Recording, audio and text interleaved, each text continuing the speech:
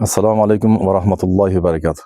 Ahli guruhdoshlar, ahli uzumchilar, bog'dorchilik ishnamandalar, hammasi sog' salomatmi? Charchamasdan, tinchmisizlar? Mana bugun 2026-yil 14-yanvar sanasi. Biz xizmat safarlarimiz bilan bir Namangan viloyatiga bordik. Namanganda bitta akamizni mana shunaqa qaychi yasar ekanlar. Bu qaychi olamizni borgan edik. Lekin o'sha paytda afsuski tugagan ekan.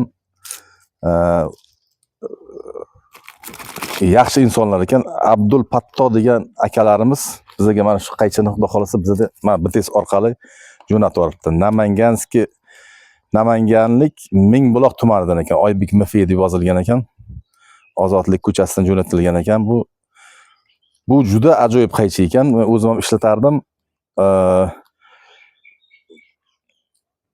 Juda yengil, juda qulay. Ishlashlari ham juda ma'qul keldi. Men daraxtlarni kesib ko'rsataman. Mana juda ajoyib ekan mana. Kesishlari juda qulay ekan. Bu akalarimizga katta rahmat. Mana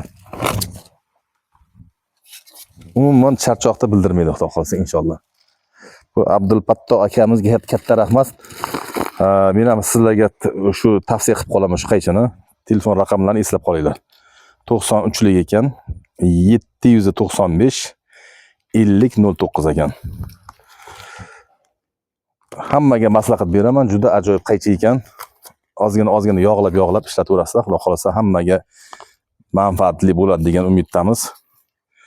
Katta rahmat aytib qolaman. Men to'g'risi kutmagan edim. O'zi vodiy tomonlar juda mehmondo'st xalq bo'ladi-da. Tugadi, bo'pti, tugagan bo'lsa ketdik degandim. Aka telefoningizni bering deb bana qilib qoldi. Albatta katta rahmat bolalarga. Salomat bo'lsin, ishlariga rivoj tilayman. Alloh ikki dunyo saodat bilan mukofotlasin. Salomat bo'linglar. Mana shu qaychida olinglar hammanglar. Sizlarga tavsiya qilib qolaman. Juda ajoyib qaychi. Tinch bo'linglar, salomat bo'linglar. Rahmat barchalarga.